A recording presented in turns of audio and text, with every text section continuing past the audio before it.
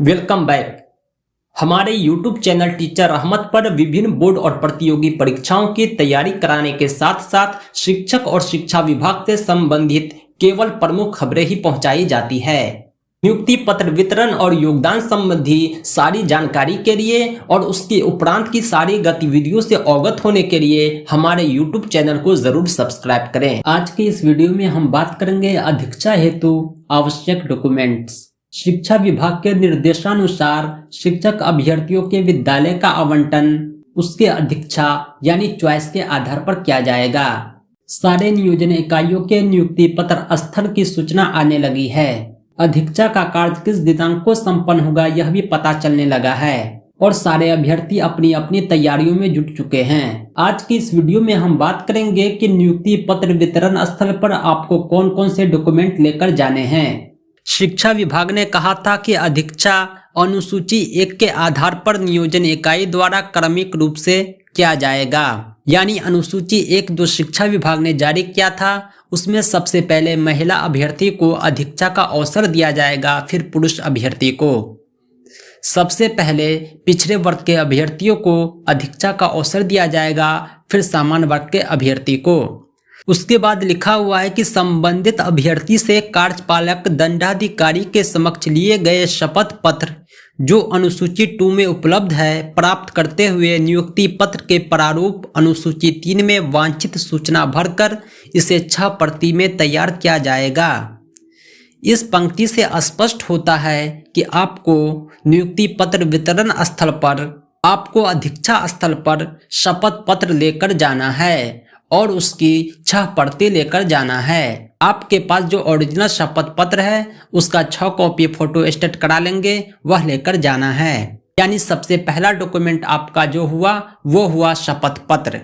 अब बात करते हैं दूसरे डॉक्यूमेंट के बारे में। आप जहां भी जाएंगे अपने नियोजन इकाई में जाएंगे जहां आपका काउंसलिंग हुआ था, यानी आपको काउंसलिंग की प्राप्ति रसीद भी लेकर जानी है। तीसरा जो इम्पोर्टेंट डॉक्यूमेंट है वो है पहचान पत्र। विशेष रूप से आप आधार कार्ड लेकर जाएंगे क्योंकि आधार कार्ड का आधार नंबर आपने शपथ पत्र पर भी अंकित किया है। इसके अलावा मैं आपको अनुसूची 3 दिखाता हूँ क्योंकि नियुक्ति पत्र का प्रारूप जो है अनुसूची 3 है, इसी में वांछित सूचना भरी जाएगी। सारे शिक्षक अभ्यर्थी यह ध्यान देंगे कि अनुसूची 3 में आपके सामने जो आपकी सूचनाएं भरी जाएगी नियोजन इकाई द्वारा वह सही भरी जाए, स्पेलिंग मिस्टेक न हो।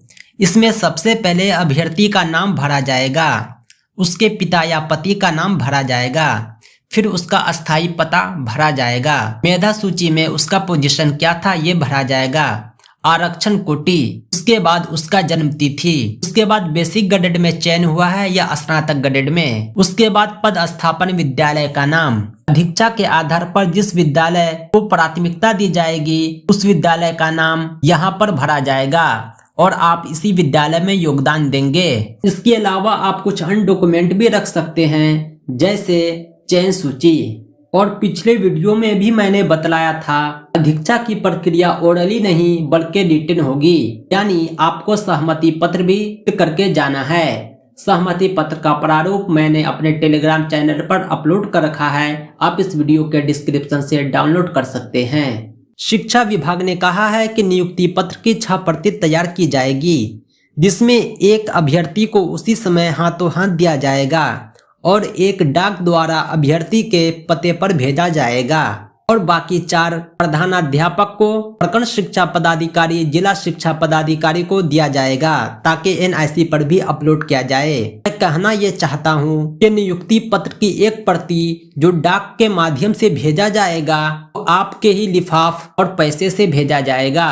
यानी आप एक लिफाफ रख लेंगे जिस पर अपना पूरा पता लिख देंगे सही ताकि आसानी से आपके घर तक पहुंच जाए। उसमें आप मोबाइल नंबर भी लिख देंगे ताकि पोस्टमैन को आप तक पहुंचने में आसानी हो। लिफाफे के ऊपर आप 30 रुपए का डाक टिकट चिपका देंगे जिसे रजिस्ट्री के माध्यम से आप तक भेजा जाएगा। ये बातें तो मैंने भले ही अपने मन से कही है लेकिन मैं आपको एक लेटर दिखाता हूं जिसमें नियोजन इकाई ने यह आदेश भी दिया है। दोस्तों, स्क्रीन पे आप एक लेटर देख रहे होंगे कार्यालय नगर परिषद साहेबगंज का। इस लेटर में इन्होंने नियुक्ति पत्र वितरण स्थल की सूचना दी है कि यह 23 फरवरी को अधीक्षा के आधार पर वितरित किया जाएगा।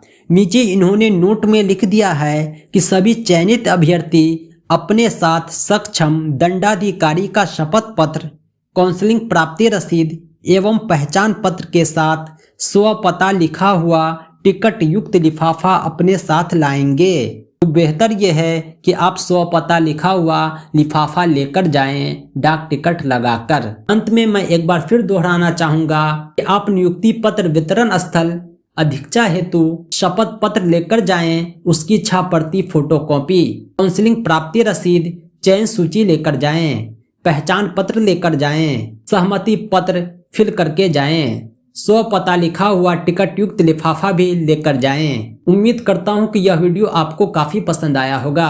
कमेंट करके जरूर बतलाएं। शिक्षक नियोजन नियुक्ति पत्र वितरण और योगदान संबंधी दूसरे वीडियो के लिए डिस्क्रिप्शन बॉक्स चेक करें। सभी प्रकार के प्रमाण पत्र का प्रारूप हमारे टेलीग्राम चैनल पर उपलब्ध है, जिसे आप इस वीडियो के डिस्क्रिप्शन से भी डाउनलोड कर सकते हैं। Thanks for watching.